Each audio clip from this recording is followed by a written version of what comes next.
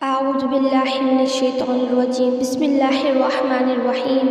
آج کا جو ہمارا وظیفہ ہے، اگر آپ پڑھ کر اس کو 15 کروڑ بھی اللہ تعالیٰ سے مانگیں گے تو وہ بھی آپ کو مل جائیں گے۔ یہ انتہائی طاقتور وظیفہ ہے اور بہت پر اثر وظیفہ ہے۔ جس نے بھی کیا یقین جانے وہ کروڑ پتی بن گئے ہیں۔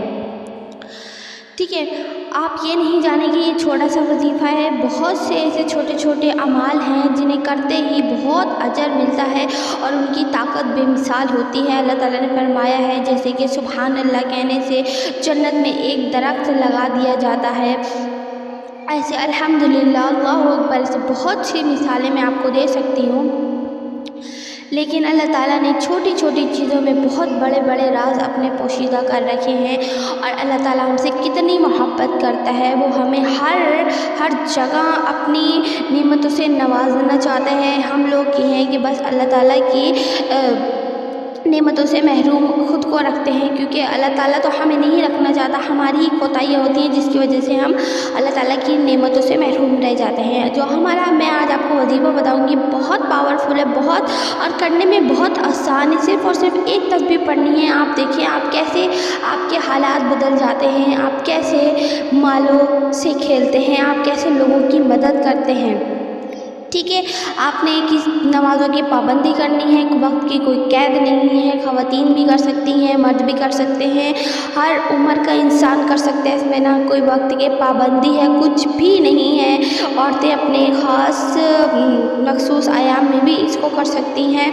ٹھیک ہے، میں آپ کو بتاتی ہوں یہ عمل کس طرح کرنا ہے، کس وقت کرنا ہے، کب کرنا ہے، کس تعداد میں کرنا ہے، سب بتاؤں گی۔ پلیز آپ میرے چینل پر نئے ہیں تو پلیز میرے چینل کو سبسکرائب اور بیل آئیکن کو پریس کر دیں اور میری ویڈیو کو لائک کر دیں۔ بس یہی آپ سے درخواست ہے۔ میں آپ کو وظیفہ بتاتی ہوں۔ آپ نے باوضو ہونا ہے، اس کے بعد آپ نے درود ابراہیم پڑھنا ہے 3 مرتبہ، صرف اور صرف آپ نے درود ابراہیم پڑھنا ہے، اس کے علاوہ آپ نے کوئی بھی درود نہیں پڑھنا۔ اس کے بعد آپ نے اعوذ باللہ من الشیطان الرجیم بسم اللہ الرحمن الرحیم، اس کے بعد آپ نے ایک تسبیح پڑھنی ہے سلام قولا من رب الرحیم، سلام قولا من رب الرحیم، سلام قولا من رب الرحیم۔ جی ہاں بالکل، آپ نے سلام قولا من رب الرحیم 100 مرتبہ اس کو دہرانا ہے۔ اس کے بعد آپ نے پھر سے 3 مرتبہ درود ابراہیم پڑھنا ہے۔ اس کے بعد آپ جو ہے نا اللہ تعالیٰ سے دعا کریں،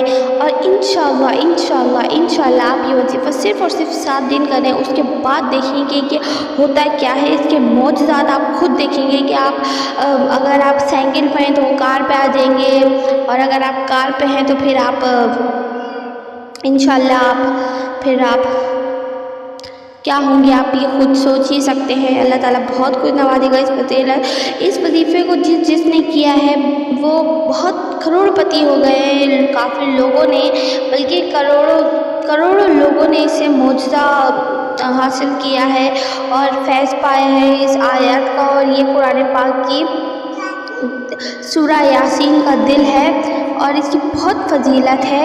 تو میرے خیال سے آپ اس وظیفے کو آزمائیں اور اپنی قسمت کا تالا کھول دیں۔